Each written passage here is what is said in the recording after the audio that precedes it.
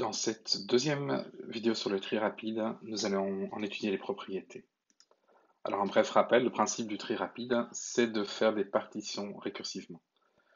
Donc, le mécanisme de la partition consiste à choisir un pivot, ici 5, à le placer en dernière position en l'échangeant avec l'élément qui s'y trouve, et enfin à faire parcourir le tableau par deux indices.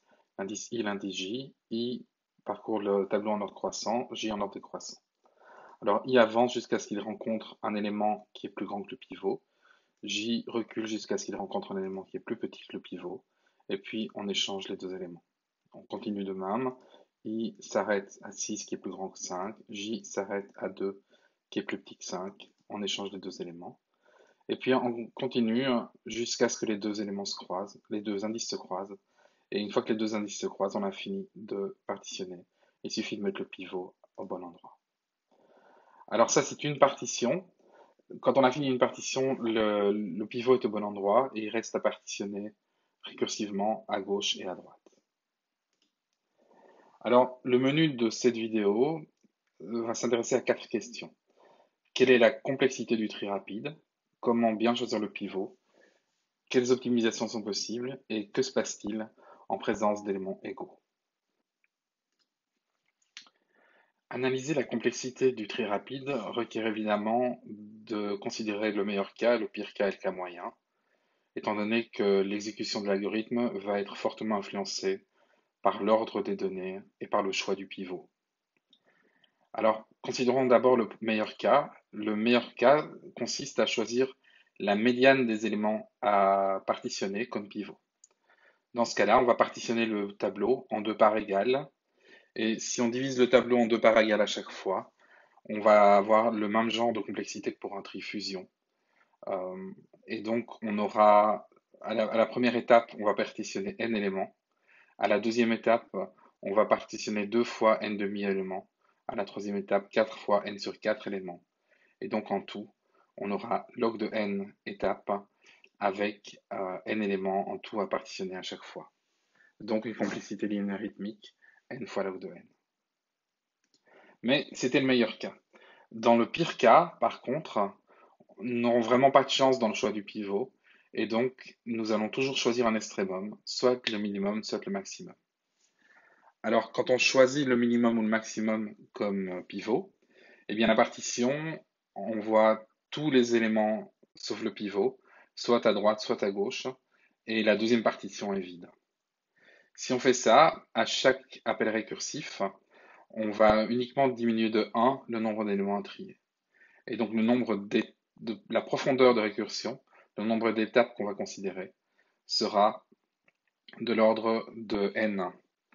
Et donc en tout la complexité sera en n carré, ce qui veut dire que le tri rapide dans ce cas-là n'est pas meilleur que le tri simple. Alors ici j'ai mis en œuvre le tri rapide et j'ai choisi comme pivot le dernier élément. Et dans ce cas-là, le pire cas, c'est une entrée triée.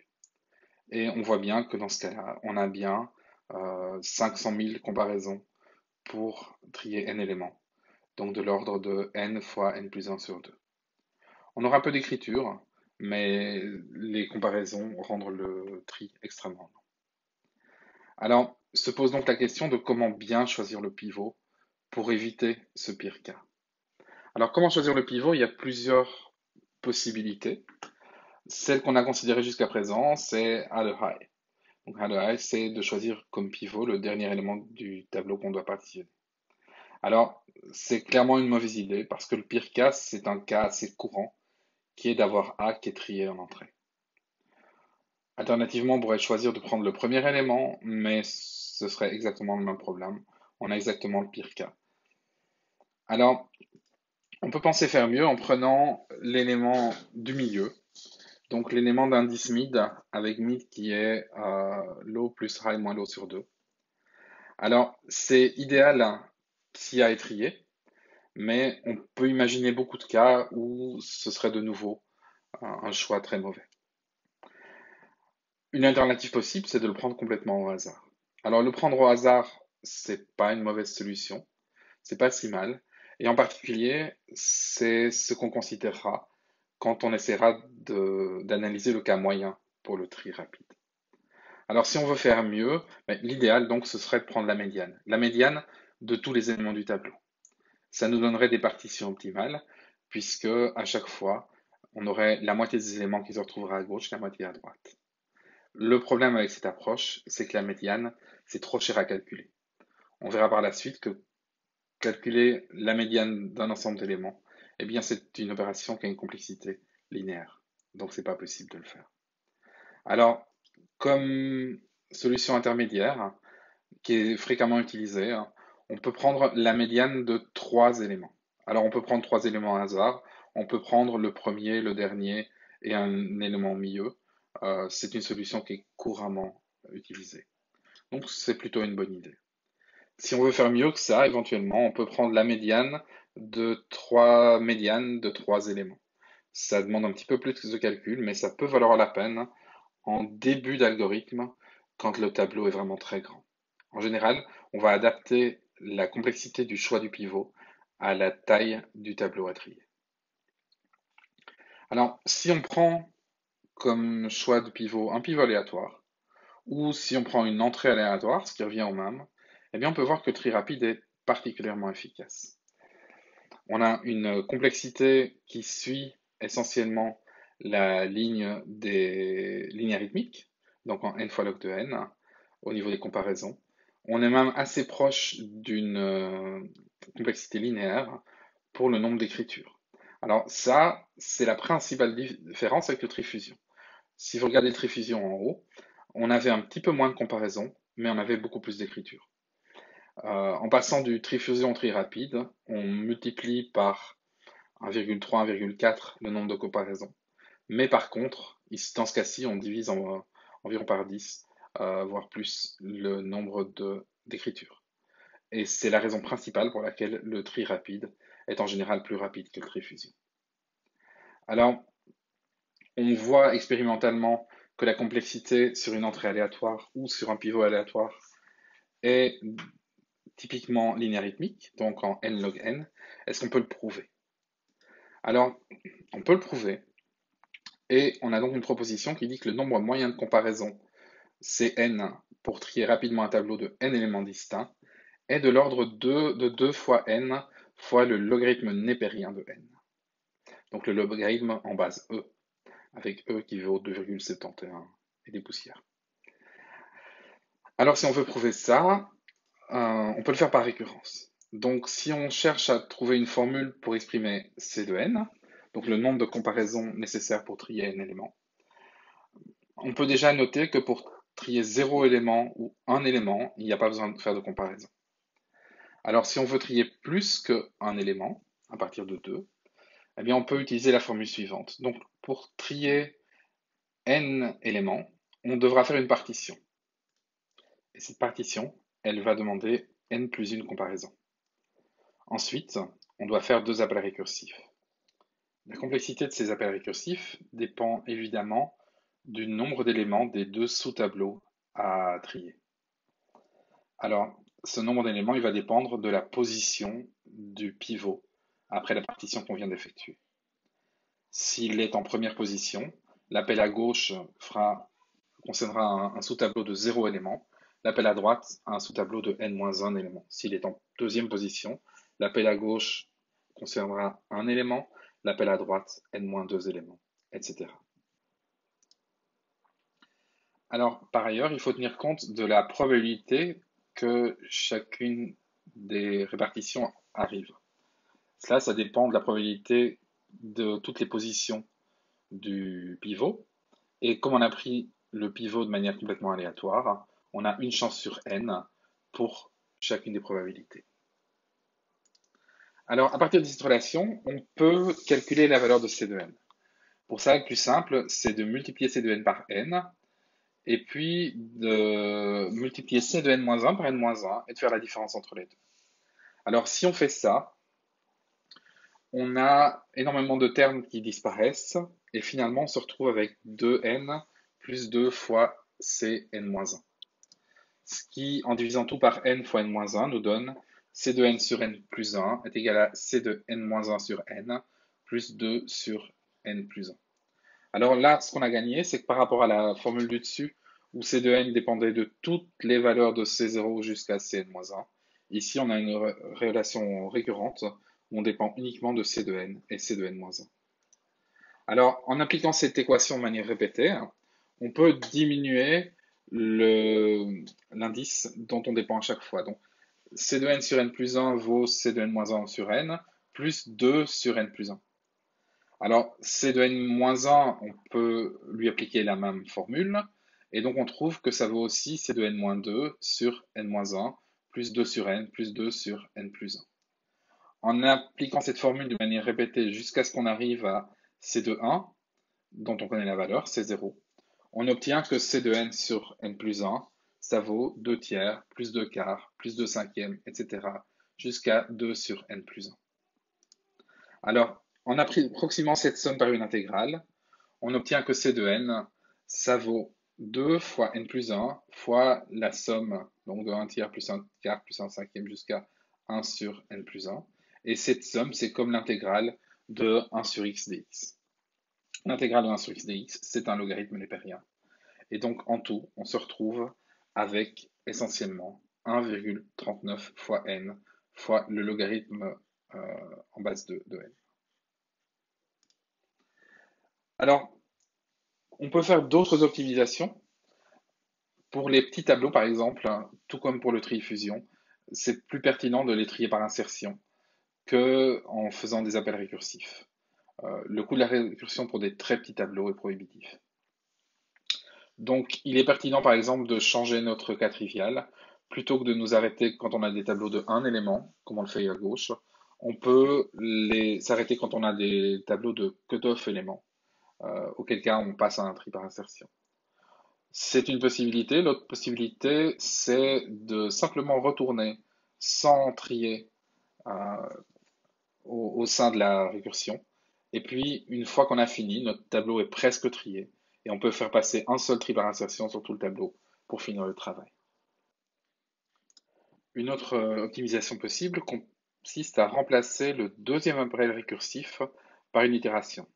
En effet, si on reprend l'algorithme original, les deux appels récursifs sont les deux dernières choses qu'on fait dans l'algorithme, et donc le deuxième appel récursif est une récursion terminale. Et il est donc assez facile de la remplacer par une itération. Alors, c'est particulièrement pertinent pour éviter de faire des récursions trop profondes. Parce que, évidemment, on va chercher à choisir le pivot au mieux, mais il est possible que, avec vraiment énormément de malchance, on ait un choix de pivot qui ne soit pas bon et qu'on se retrouve exceptionnellement dans un cas de complexité en n carré. Alors, c'est ennuyeux si cela prend plus longtemps que prévu, mais c'est encore plus ennuyeux si ça crache notre programme. Or, si on a une complexité dans le pire des cas, on a aussi une profondeur d'appel récursif qui va être linéaire au nombre d'éléments à trier et donc qui potentiellement va poser problème. Alors pour éviter ce problème-là, il faudrait que les appels récursifs les plus profonds soient remplacés par l'itération dès lors qu'elle est terminale. Alors pour faire ça, la technique consiste à ne pas toujours faire les deux appels récursifs dans un ordre prédéterminé, mais décider après partition de faire le premier appel récursif sur la partie la plus petite et de faire le deuxième appel récursif qui n'est pas récursif mais qui est itéré sur la partie la plus grande. Finalement, regardons à quoi ressemble un tri rapide effectué sur notre tableau visualisé par des hauteurs. Alors, à la deuxième ligne, on a fait une partition avec l'élément pivot qui est indiqué en rouge. Et on voit qu'à droite de l'élément pivot, tous les éléments sont plus grands. À gauche, tous les éléments sont plus petits. Et puis, on voit les différents appels récursifs qui passent. Alors, pour résumer les propriétés du tri rapide, la complexité, donc, dans le pire des cas, est en n carré, mais en moyenne, et dans l'immense majorité des cas, si on a bien choisi nos pivots, elle sera linéaritmique, donc en grand O de n fois log de n. On l'a prouvé avec un pivot aléatoire et des éléments tous différents. Donc en pratique, ce sera plus rapide que MergeSort la plupart du temps. On a un petit peu plus de comparaison, 1,39 fois plus de comparaison pour être précis. Mais on a très sensiblement moins de mouvements de données parce que la partition est une opération beaucoup plus économe en mouvement de données que la fusion. En mémoire, on a vu que le tri rapide s'effectuait en place, on n'a pas besoin de tableau auxiliaire pour effectuer la partition. Alors, il est assez évident que le tri n'est pas stable. On s'amuse à déplacer les éléments dans tous les sens. Il y a vraiment qu'une chance que le tri puisse être stable. Et finalement, on se rappelle que le tri rapide, il est utilisé en Java pour trier les types primitifs, et aussi en C, c'est la fonction qsort, ou en C++, c'est la fonction standardsort. Alors, jusqu'à présent, on a un peu laissé de côté la problématique de savoir ce qui se passait quand on avait des éléments égaux, et surtout quand on avait de nombreux éléments égaux qui se répètent. Mais il est temps de s'attaquer à ce problème parce que le tri rapide, s'il est mal mis en œuvre, il va être sensible à la présence des éléments égaux répétés. Alors, quand je dis mal mis en œuvre, je veux dire si on utilise un plus petit ou égal plutôt qu'un plus petit dans l'algorithme de partition. Donc si le test, tant que A de i plus petit que A de high, on le remplace par un test tant que A de i est plus petit ou égal à A de high. Et de même pour la comparaison avec j. Alors, qu'est-ce que ça change? Si on utilise un plus petit, les éléments qui sont égaux au pivot vont être échangés de droite à gauche. Si on utilise un plus petit ou égal, les éléments qui sont égaux au pivot vont rester du même côté. Alors, ça peut paraître mieux de laisser tous les éléments du côté où ils sont, parce qu'on s'attend à ce que ça diminue le nombre de déplacements. Mais si vous considérez par exemple un tableau où tous les éléments seraient identiques, quand on veut trier par tri rapide, eh bien, en laissant tous les éléments égaux au pivot du même côté, on va se retrouver dans le pire des cas au niveau complexité. Les partitions vont laisser tous les éléments à gauche et ne laisser que le pivot à droite. Et donc, les appels récursifs auront chaque fois d'un côté n-1 élément et de l'autre 0. Alors, ça peut paraître clair a posteriori que c'était la bonne technique, mais il faut noter que la plupart des mises en œuvre de la fonction qsort du C avaient ce défaut jusqu'à ce qu'on le découvre en 1991, alors que ça faisait des dizaines d'années qu'il était largement utilisé. Alors, on peut le résoudre comme ça, en utilisant un plus petit plutôt qu'un plus petit ou égal. L'autre technique, ça consiste à faire une tripartition. Donc, plutôt que de séparer à gauche ceux qui sont plus petits ou égaux au pivot, à droite ceux qui sont plus grands ou égaux au pivot, et de s'arranger pour que ceux qui sont égaux alternent d'un côté à l'autre, eh bien, on peut choisir de mettre trois partitions, une avec ceux qui sont strictement plus petits, une avec ceux qui sont strictement plus grands, et une avec ceux qui sont égaux. Par contre, c'est sensiblement plus compliqué à écrire. Ceci termine notre analyse du tri rapide. Dans la vidéo suivante, nous verrons un algorithme qui en est dérivé, qu'on appelle la sélection rapide, et qui permet de trouver rapidement le énième élément d'un tableau, sans avoir besoin de le trier entièrement, mais seulement partiellement.